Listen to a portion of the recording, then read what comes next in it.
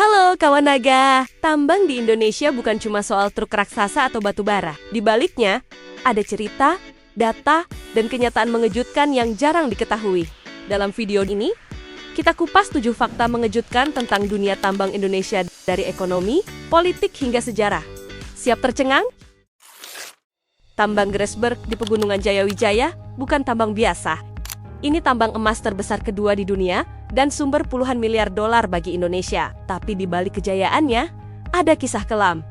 Konflik geopolitik, ketegangan dengan warga lokal, hingga isu lingkungan. Berada di ketinggian ekstrem, Grasberg jadi titik strategis global yang diawasi banyak negara.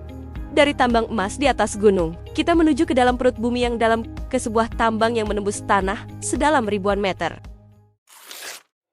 Kedua, tambang Martabe di Tapanuli. Menembus kedalaman 1.700 meter bumi. Tambang Martabe dikenal dengan teknologi bawah tanahnya yang canggih. Pekerja turun hingga 1.700 meter, nyaris 4 kali tinggi Monas, untuk mulai bekerja. Tekanan tinggi, suhu ekstrem jadi tantangan harian. Dengan sistem ventilasi otomatis dan sensor gempa, keselamatan jadi prioritas. Uniknya, banyak operator asing datang belajar karena efisiensi dan kompleksitas sistem di sini. Setelah menjelajahi kedalaman bumi, kita naik lagi ke permukaan. Ketiga, tambang timah Bangka Belitung. Terlihat dari satelit, Bangka Belitung jadi penghasil timah utama Indonesia dengan tambang yang begitu luas hingga tampak dari satelit sebagai bercak putih raksasa.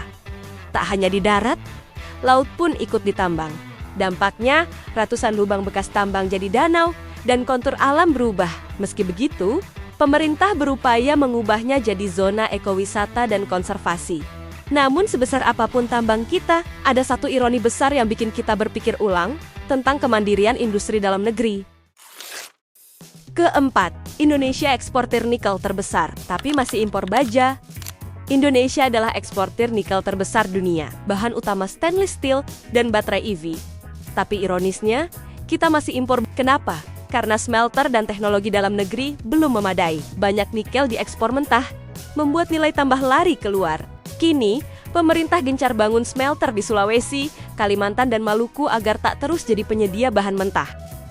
Namun, tak semua tambang di Indonesia legal. Ada aktivitas gelap yang menyaru jadi kegiatan biasa.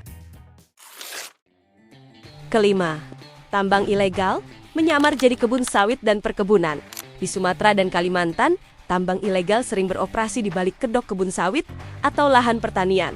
Dampaknya merusak lingkungan dan memicu konflik lahan. Jarang diketahui, banyak tambang ini pakai alat berat modern dan punya jaringan distribusi rapi, bahkan dikendalikan mafia. Negara dirugikan triliunan rupiah tiap tahun. Tapi tidak semua lubang bekas tambang harus jadi masalah. Ada juga yang disulap jadi sumber kehidupan baru.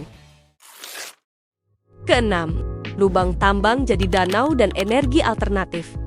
Beberapa bekas tambang kini disulap jadi tempat wisata dan pusat konservasi. Danau Keyalin di Belitung dan Museum Tambang di Sawah Lunto. Jadi contohnya, ada juga lubang tambang yang diubah jadi mikrohidro atau PLTS untuk listrik desa. Bukti bahwa, jika dikelola baik, sisa tambang bisa bermanfaat jangka panjang. Dan yang terakhir, ketujuh. Bayangkan alat berat setinggi gedung 5 lantai berjalan di tanah. Itulah dragline excavator dan shovel loader di tambang besar. Tak bisa lewat jalan umum, alat ini dirakit di lokasi dan dioperasikan teknisi bersertifikat. Beberapa dilengkapi AC, GPS canggih, bahkan semi-otomatis. Satu alat bisa angkut ratusan ton sekali jalan. Jadi kunci efisiensi tambang skala besar. Itulah 7 fakta tambang Indonesia yang mungkin sebelumnya belum kamu ketahui. Dunia tambang kita ternyata jauh lebih kompleks dan menarik daripada yang terlihat di permukaan. Kalau kamu suka konten seperti ini, jangan lupa klik like, share ke grup WA, dan subscribe channel kami. Sampai ketemu di video berikutnya, kawan naga!